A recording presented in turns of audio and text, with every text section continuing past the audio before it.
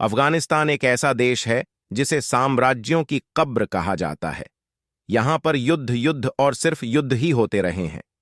कहते हैं कि पहले यह क्षेत्र भारतवर्ष के आर्यावर्त के क्षेत्र में एक जनपद गांधार प्रदेश का ही हिस्सा हुआ करता था। कहते हैं कि राजा सुबह की पुत्री गांधारी ने धृतराष्ट्र से मजबूरीवश विवाह किया था।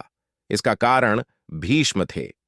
धंधे महाराज धृतराष्ट्र के लिए भीष्म ने गांधार नरेश की राजकुमारी का बलपूर्वक विवाह धृतराष्ट्र से कराया था।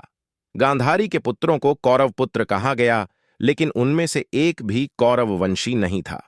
धृतराष्ट्र और गांधारी के 99 पुत्र और एक पुत्री थीं, जिन्हें कौरव कहा जाता था। गांधारी ने वेद व्यास से पुत्रवती होने का वरदान प्राप्त कर किया था। इस वरदान के चलते ही गांधारी को 99 पुत्र और एक पुत्री मिली थीं। उक्त सभी संतानों की उत्पत्ति 2 वर्ष बाद कुंडों से हुई थी। गांधारी की बेटी का नाम दुश्शला था। गांधारी जब गर्भवती थी तब धृतराष्ट्र ने एक दासी के साथ सहवास किया था, जिसके चलते युयुत्सु नामक पुत्र का जन्म हुआ। इस तरह कौरव 100 हो गए। गांधारी का शकुनी नामक एक भाई था। पिता की मृत्यु के बाद गांधार का सारा राजपाट शकुनी के हाथ में आ गया। ऐसा कहते हैं कि भीष्म ने राजा सुबल के पूरे परिवार को नष्ट कर दिया था, तो उसका बदला लेने के लिए शकुनी ने कौरव और पांडवों को आपस में लड़वाकर पूरे हस्तिनापुर का नाश करने की साजिश रची थी। महाभारत के युद्ध में अपने 100 पुत्रों को खोने के बाद गांधारी ने क्रोध की अग्नि में जलते हुए श्री कृष्ण और शकुनी को यह श्राप दे दिया था। श्री कृष्ण को कहा था कि जिस तरह तुम्हारे कारण मेरे कुल का नाश हुआ है, उसी तरह तुम्हारे कुल का भी नाश हो जाएगा। मौसूल युद्ध के कारण जब श्री कृष्ण के कुल के अधिकांश लोग मारे गए तो श्री कृष्ण ने प्रभास क्षेत्र में एक वृक्ष के नीचे विश्राम किया। वहीं पर उनको एक भील ने भूलवश तीर मार दिया, जो कि उनके पैरों में जाकर लगा।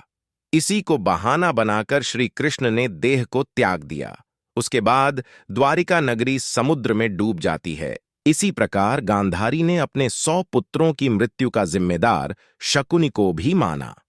गांधारी ने गांधार नरेश शकुनी को श्राप दिया कि मेरे 100 पुत्रों को मरवाने वाले गांधार नरेश तुम्हारे राज्य में कभी शांति नहीं रहेगी, वह हमेशा आपसी में ही उलझा रहेगा। लोगों को मानना है कि गांधारी के इसी श्राप के चलते आज भी अफगानिस्तान में शांति नहीं रहती है। तालिबान से पहले और तालिबान के बाद और फिर से तालिबान के कब्जे के दौरान अभी तक निरंतर इस देश में अशांति का साम्राज्य कायम है। यह देश कभी भी किसी भी काल में पूरी तरह शांत नहीं रह पाया है। एक किंवदंती भी प्रचलित है कि सिकंदर अफगानिस्तान को जीतने के लिए संघर्ष कर रहा था, तो उसकी मां ने एक चिट्ठी भेजी जिसमें लिखा हुआ था कि दुनिया को जीतने वाला सिकंदर इस छोटे से अफगानिस्तान को क्यों नहीं जीत पा रहा है। इस पर सिकंदर ने चिट्ठी का जवाब देते समय उसके साथ अफगानिस्तान की मिट्टी भी भेज दी। कहते हैं कि वो मिट्टी जब सिकंदर के गांव मकदूनिया में पहुंची तो वहां भी पर झगड़े शुरू हो गए।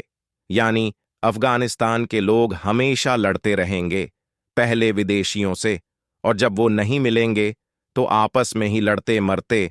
अगर आपको हमारी वीडियो पसंद आई हो तो आप हमारे YouTube चैनल को सब्सक्राइब करें और वीडियो को लाइक करें, ताकि हमें मोटिवेशन मिले आपके लिए और अच्छी वीडियो लाने का।